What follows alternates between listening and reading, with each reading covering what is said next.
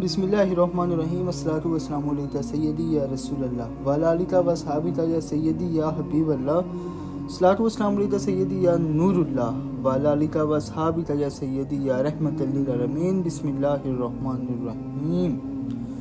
حضرت ابو ہریرہ رضی اللہ عنہ بیان کرتے تھے، میں بہت ہی شدت سے کبھی اپنے پیٹ کو زمین سے لگایا کرتا تھا اور کبھی پیٹ پر پتھر باندھ لیا کرتا تھا۔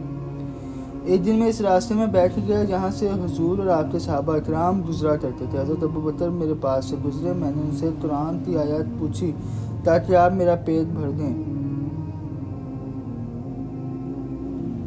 پھر انہوں نے کچھ توجہ نہ کی اور گزر گئے۔ اسی طرح حضرت عمر آئے، میں نے ان سے بھی ایک آیت پوچھی مگر انہوں نے بھی کچھ توجہ نہ کی اور گزر گئے۔ اس کے بعد حضرت ابو القاسم حضور سرکار رحمت للعالمین و خاتم النبیین حضور کے پاس سے گزرے تو میری حالت تو دیکھ کر مسکرائے اور فرمایا کہ میرے پیچھے پیچھے چلے آؤ۔ آپ دولت خانہ میں تشریف لے گئے تو ایک پیالہ میں کچھ دودھ دیکھا۔ آپ نے دریافت کیا کہ یہ دودھ کیسا ہے؟ جواب ملا کہ ہدیہ ہے۔ مجھ سے فرمایا کہ اہل صفا کو بلا لو۔ آپ کا معمول تھا آپ کے پاس صدقہ آتا تو اسے اہل صفا کے لیے بھیج دیتے اور اس میں سے خود کچھ نہ کھاتے۔ اگر ہدیہ آتا تو اہل صفا کو بلا کر اس میں شریک کر لیتے۔ میں نے اپنے جی میں کہا کہ اتنے دودھ سے اہل صفا کو کیا ہوگا، اس کا تو میں ہی زیادہ مستحق تھا، مگر اشار تعمیل سے چاہا نہ تھا۔ میں ان سب کو بلا لایا، آپ نے مجھے وہ پیالہ دیا اور فرمایا کہ ان کو پلاؤ۔ میں ایک ایک کو پلاتا رہا یہاں تک کہ وہ سب سیر ہو گئے۔ آپ نے پیالہ لے کر اپنے دست مبارک پر رکھا اور میری طرف دیکھ کر مسکرایا، پھر فرمایا ابو ہریرہ میں اور تم دونوں باقی ہیں۔ میں نے عرض کیا یا رسول اللہ آپ نے سچ فرمایا۔ آپ نے فرمایا بیٹھ جاؤ اور پیو۔ میں نے ایسا ہی کیا، پھر فرمایا اور پیو۔ میں نے پھر پیا۔ اسی طرح آپ فرماتے رہے یہاں تک کہ میں نے عرض کیا کہ اب پیٹ میں گنجائش نہیں ہے۔ بعد ازاں باقی آپ نے پی لیا۔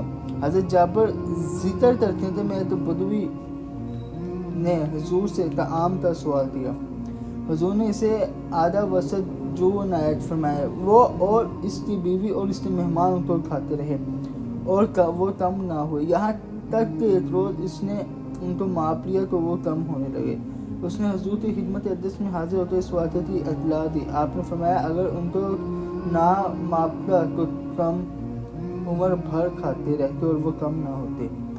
حضرت انس بن مالک رضی اللہ عنہ کا بیان ہے کہ ابو طلحہ والانس نے ام سلیم والدہ انس سے کہا کہ میں نے حضور میں بہت ہی شدت سے ضعف کے آثار دیکھے ہیں، کیا گھر میں کچھ ہے؟ ام سلیم نے جو کی چند روٹیاں کپڑے میں لپیٹ کر میرے ہاتھ حضور کی خدمت میں بھیجی، میں نے حضور کی خدمت میں پہنچائی۔